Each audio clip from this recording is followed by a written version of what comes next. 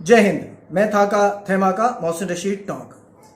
ये वीडियो खास करके इंडिया के लोगों के लिए नहीं बना रहा हूँ, उन लोगों और उन हुकूमतों के लिए बना रहा हूँ जो इंडिया से बाहर हैं, अपनी ज़िंदगी में मस्त हैं, करोड़ों की गाड़ियाँ, बड़ी बड़ी हुकूमतों के प्रिंस हैं, बादशाह हैं या पीएम और प्रेसिडेंट हैं। उन लोगों के लिए बना रहा हूँ क्योंकि इस अल्लाह की बनाई हुई इस ज़मीन में जब एक तरफ मुसलमानों के ऊपर जुल्म होते हैं और आप लोग खामोश बैठे रहते हैं, तो यकीन मानिए आपकी खामोशी सिर्फ इस बात का इंतजार होती है कि कब अल्लाह आपके ऊपर वो हालात मुसल्लत कर दे जिनसे दूसरी जगह के मुसलमान गुजर रहे हैं। मैं अपनी जिम्मेदारी, अपना फर्ज अदा कर रहा हूं इन हालात के खिलाफ आवाज उठाकर आप तक ये बात पहुंचाकर। 3 वाक़े हैं जो बताना चाहूंगा और हो सकता है ये बताने के लिए मेरे ऊपर भी कोई कानूनी कार्रवाई हो जाए या मुझे भी टारगेट पे ले लिया जाए, लेकिन मैं किसी डर से उस फर्ज से पीछे नहीं हटूंगा जिसकी सलाहियत अल्लाह ने मुझे दी है।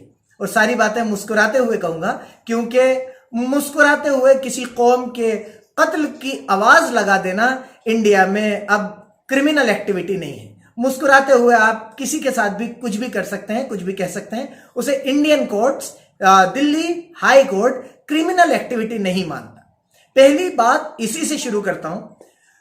बीजेपी के एक लीडर ने आवाज लगाई थी मुसलमानों को टारगेट करते हुए कि गोली मारिए इन सालों को, गद्दारों को गोली मारो, सालों को, देश के गद्दारों को।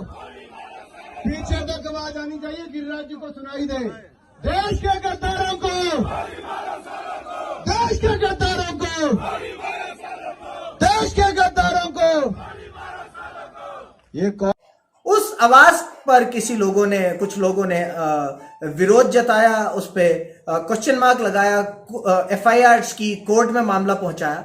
तो दिल्ली हाई कोर्ट ने इस मामले को ये कह के रफा दफा कर दिया कि उन्होंने जो बात कही थी वो मुस्कुराते हुए कही थी। तो मुस्कुराते हुए कोई बात कहना है, किसी को धमकी देना है, किसी के कत्ल के लिए बुलाना, लोगों को उकसाना कि आप इनको गोली मार दीजिए, कोई क्रिमिनल एक्टिविटी नहीं है क्योंकि वो मुस्कुराते हुए कही गई थी। अगर वहां वकील साहब मुस्कुराते हुए जज साहब को गाली बक देते और कहते कि जज साहब आप मुझे जज नहीं दल्ले नजर आते हैं, तो शायद वो भी क्रिमिनल एक्टिविटी नहीं होती है। जज साहब को उसमें भी कोई बुराई नहीं दिखती क्योंकि वकील साहब मुस्कुराते हुए कह रहे थे। मैं पूछना चाहूंगा जज साहब, अगर मैं मुस्कुराते हुए आपको गाली बकूं तो वो गाली मानी जाएगी या उसमें कोई क्रिमिनल एक्टिविटी नहीं मानी जाएगी? दूसरी बात, जज साहब ने एक बात और कही कि ये तो इलेक्शन के माहौल में दिया गया स्टेटमेंट है, इलेक्शन में इन चीजों को इंपॉर्टेंस नहीं दी जाती, ये सब कह दिया जाता है। तो कल को जब दंगों में मुसलमानों को मारा जाएगा तो आप कह देंगे कि ये तो दंगों में तो ऐसे मर्डर्स होते ही हैं, उनको इतनी इंपॉर्टेंस नहीं देना चाहिए। तो ये इंडियन जुडिशरी सिस्टम है, मैं बिल्कुल इससे इत्तेफाक नहीं रखता। मुझे अफसोस है, शर्म आती है मुझे अपने ऊपर कि मैं अब एक ऐसे माशरे में जी रहा हूं जिसमें एक कौम को, एक समुदाय के खिलाफ गोली मारने का नारा लगाने के पीछे एक जज ये दलील देता है कि वो बात मुस्कुरा के कही गई है या वो बात इलेक्शन के माहौल में की गई है, तो वो क्रिमिनल एक्टिविटी नहीं। दूसरी बात, मैं जज साहब का चश्मा हटाकर या लगाकर उनसे कहूंगा कि चश्मा हटाकर या लगाकर दोनों तरीकों से देखें कि अनुराग ठाकुर उस वीडियो में कहां मुस्कुरा रहे हैं। कि पहला मामला था जब दुनिया को जानना जरूरी है कि इंडिया में किस तरीके के जजमेंट्स दिए जा रहे हैं। उमर खालिद को सिर्फ यह कहने के लिए कि हाईवेज रोक दीजिए, इंडिया के इस हिस्से उस हिस्से और इस हिस्से के बीच में ट्रांसपोर्टेशन रोक दीजिए, कनेक्शन रोकिए, जब जाके सरकार हमारी बात मानेगी, उनको जेल में डाल दिया जाता है।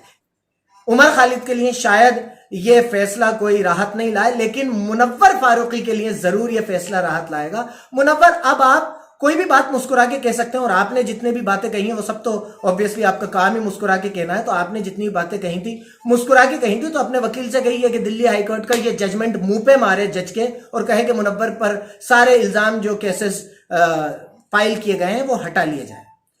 दूसरा मुद्दा, कर्नाटका में एक 26 साल की लड़की ने एक स्टेटस लगाया, पाकिस्तान का कोई डे था, उस पे उसने मुबारकबाद दी और ये दुआ की कि तमाम जितने भी दुनिया के मुल्क हैं उनमें पीस, इंटेग्रिटी और हार्मनी हो। ये स्टेटस उसने लगाया तो एक राइट विंग हिंदू एक्सट्रीमिस्ट की एप्लीकेशन पे उस 26 साल की लड़की को उठा के जेल में डाल दिया गया और कहा क्या गया कि इसके इस स्टेटस से माहौल खराब होता। सारी दुनिया के लिए पीस, इंटेग्रिटी और हार्मनी मांगना अब इंडिया में माहौल खराब करने का, पीस को अटैक करने का एक पैमाना हो चुका है, एक मेजर हो चुका है। उस लड़की को उठा के जेल में डाल दिया गया। लेकिन ये कुछ सबूत हैं जब नरेंद्र मोदी चीन और पाकिस्तान को विश कर रहे हैं उनके नेशनल डे पे और उनके न्यू ईयर पे। तो मैं पूछना चाहता हूं, क्या कर्नाटका पुलिस अब सुओ मोटो लेके नरेंद्र मोदी के ऊपर भी एफआईआर दर्ज करेगी? क्योंकि कंसर्न तो सेम है। इस लड़की ने तो सिर्फ विश किया और पूरे वर्ल्ड को विश किया। नरेंद्र मोदी ने तो पाकिस्तान और चीन जैसे हमारे एनिमीज को विश किया है। तो क्या इनके ऊपर भी एफआईआर दर्ज कर लेगी कर्नाटका पुलिस? जरा दिखाइए अपनी वर्दी की गर्मी, अपने फर्ज के एहसास को, अपनी इंसानियत को, अपनी मर्दानगी को, और दर्ज कीजिए सेम मामले पे नरेंद्र मोदी के खिलाफ एक एफआईआर। तीसरा मामला कर्नाटका का ही है। आजकल कर्नाटका हेट रैंकिंग में नंबर 1 पे बना रहना चाहता है। पहले हिजाब मामला हुआ, अब ये बेचारी लड़की को, 26 साल की लड़की को उठा के जेल में डाल दिया। अब एक और मामला, कर्नाटका में गवर्नमेंट ये रूल लेकर आ गई कि मंदिर के आसपास के जो जगहें हैं, जो प्रॉपर्टीज हैं, या मेल मंदिर के जो हिंदू रिलीजियस जो मेले लगते हैं, उनमें मुस्लिम वेंडर्स को, मुस्लिम दुकानदारों को दुकानें नहीं दी जाएंगी।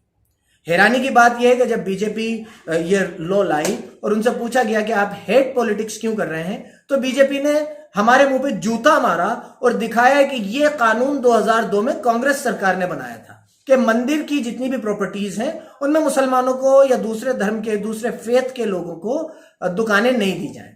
तो अब इंडिया का कॉन्स्टिट्यूशन जहां हमें राइट टू लाइवलीहुड अर्न करने का राइट देता है, राइट टू इक्वालिटी देता है, हमें ये कहता है कि हम no discrimination on the basis of caste, religion and race, तो इस पे भी अब शायद पानी फिरता हुआ नजर आ रहा है। क्योंकि अब तो मतलब मान लीजिए हिंदू मंदिर है तो उसके आसपास तो मुसलमानों को ना कारोबार करने दिया जाएगा, ना ठेला लगाने दिया जाएगा।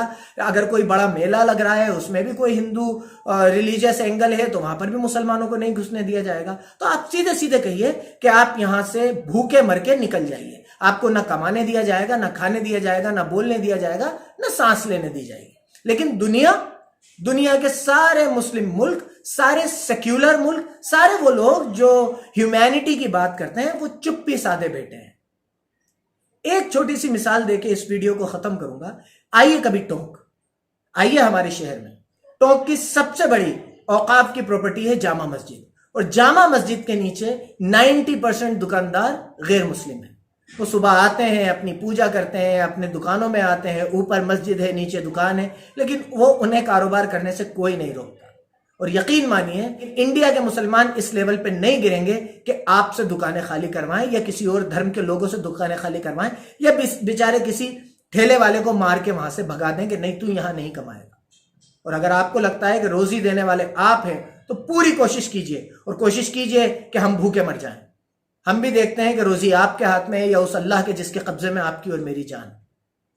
ये वीडियो उन लोगों तक पहुंचाइए जो ताकत रखते हैं, जो इक्तदार रखते हैं, लेकिन वो अगर अभी भी खामोश रहें तो बस मेरा एक मैसेज जरूर पहुंचा दीजिए कि आज हम भुगत रहे हैं, कल इंशाअल्लाह बारी आपकी होगी।